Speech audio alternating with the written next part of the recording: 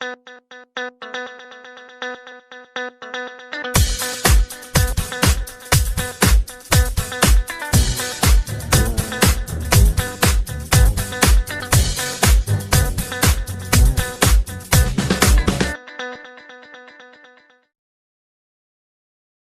before we get into the video, I want to take a minute to let you know about my channel support option. It's only £1 a month and it helps the channel in so many ways. By joining, you'll unlock over 100 member-only videos straight away, plus new regular weekly uploads just for channel supporters. So if you'd like to support the channel and get full access, just hit the join button or use the link below this video. Thank you. And now let's get back into today's video.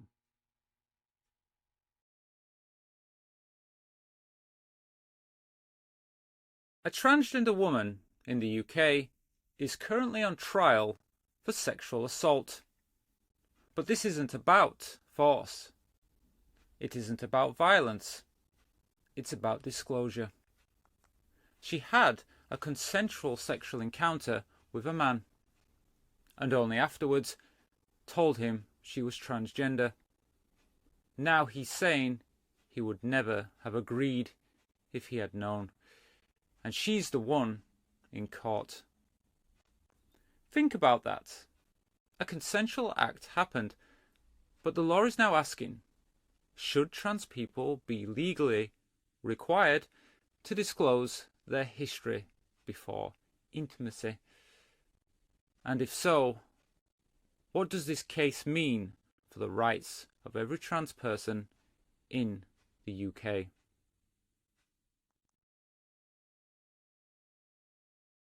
The woman in question is 21-year-old Ciara Watkin. She met the man on Snapchat.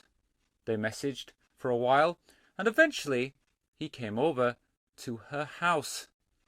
They spent the night together, and according to court reports, she performed sexual acts on him. But when he tried to touch her body, she stopped him, saying she was on her period. Later, she sent him a message saying she had a massive secret. At first, he thought she meant she was pregnant, but then she told him, "I'm trans, I'm sorry, I didn't tell you." His reply was WTF, so you have a D. OMFG, I feel ill. Not long after, he reported her to the police. Prosecutors argue that she concealed her body, and if he had known she was transgender, he would never have consented. She's now facing charges of sexual assault, not because the act itself was unwanted at the time, but because of who she is. At the centre of this case is the idea of informed consent. The prosecution says their client didn't give valid consent because he didn't know she was trans. But here's the problem. If we start defining consent not just by what two people do together, but by who one of them is, then we're entering very dangerous territory. Imagine if consent could be revoked after the fact, simply because someone learned something new about their partner's identity. That opens the door to criminalising trans women simply for existing, for being intimate whilst trans. Think about how this logic could apply to other situations. If someone doesn't disclose that they're bisexual and their partner later says they wouldn't have dated them otherwise, does that become assault? If someone has mixed race heritage but doesn't look it, and their partner says afterwards they would have never agreed, Is that sexual assault? Or are we just going to apply this logic to trans people? If Sierra Watkins is found guilty, it would mean that trans women, by law, must disclose their history before intimacy, even in casual encounters, even in one-night stands. And if they don't, they risk being branded sex offenders. Worse still, it could be used as a weapon. Imagine someone has consensual sex with a trans woman, later regrets it and simply says, "I didn't know." Suddenly, she could be dragged into court, face years in prison, not because of what she did, but because of who she is.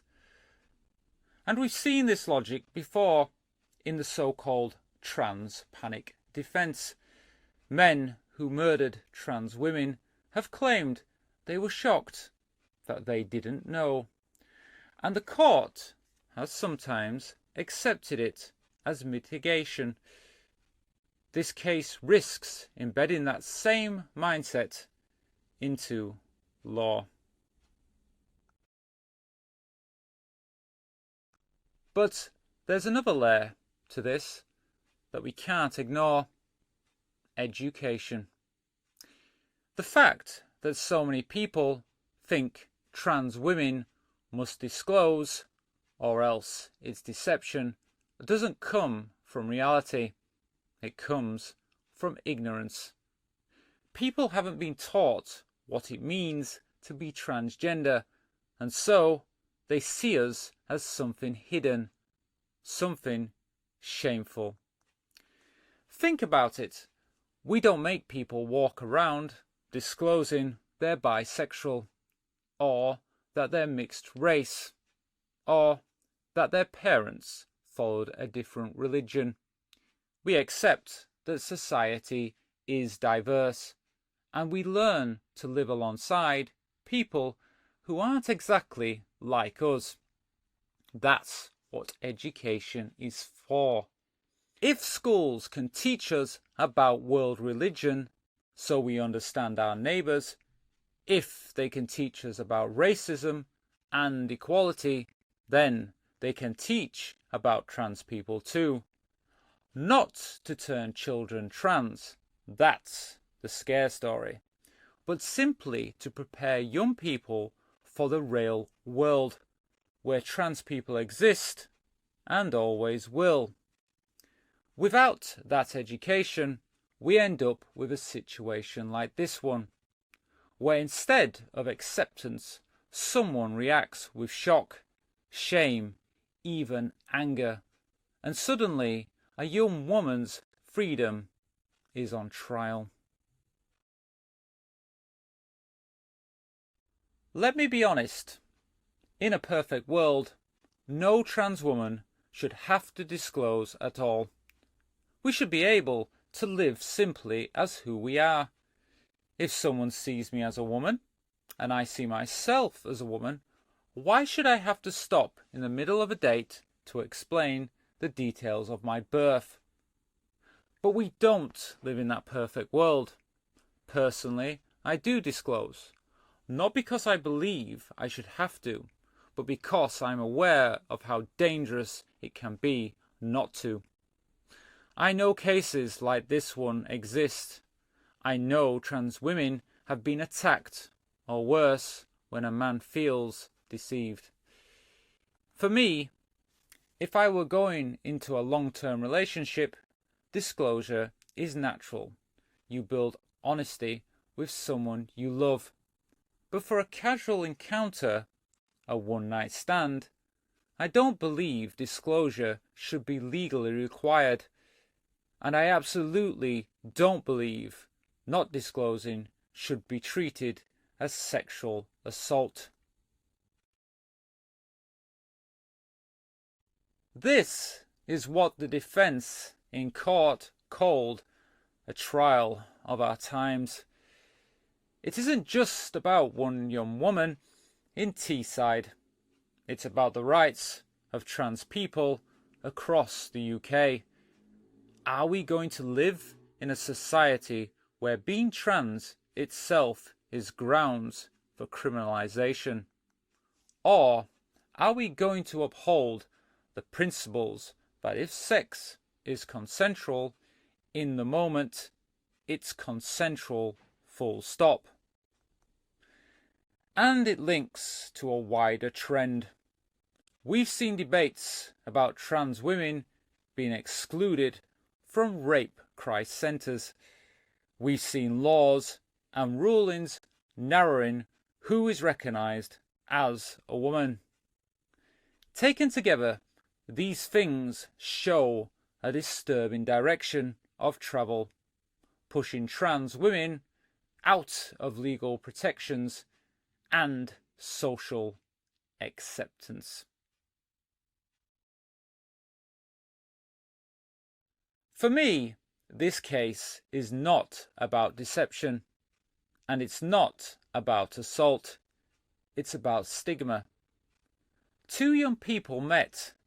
They had consensual encounters, and when he later felt embarrassed in front of his friends, she became the one on trial.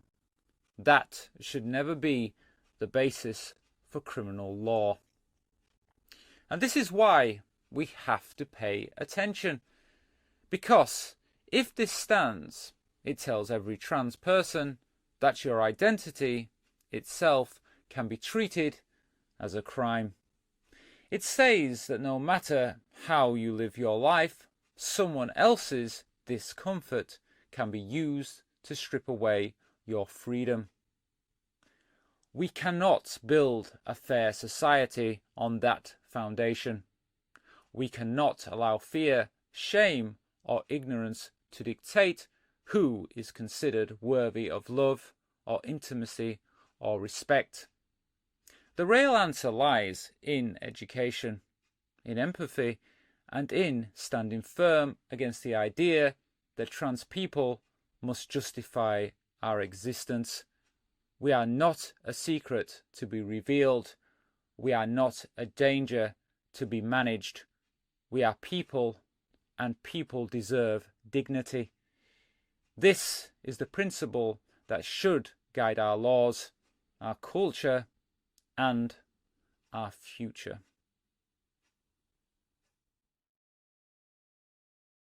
Thank you so much for watching. If this video meant something to you, please consider giving it a like.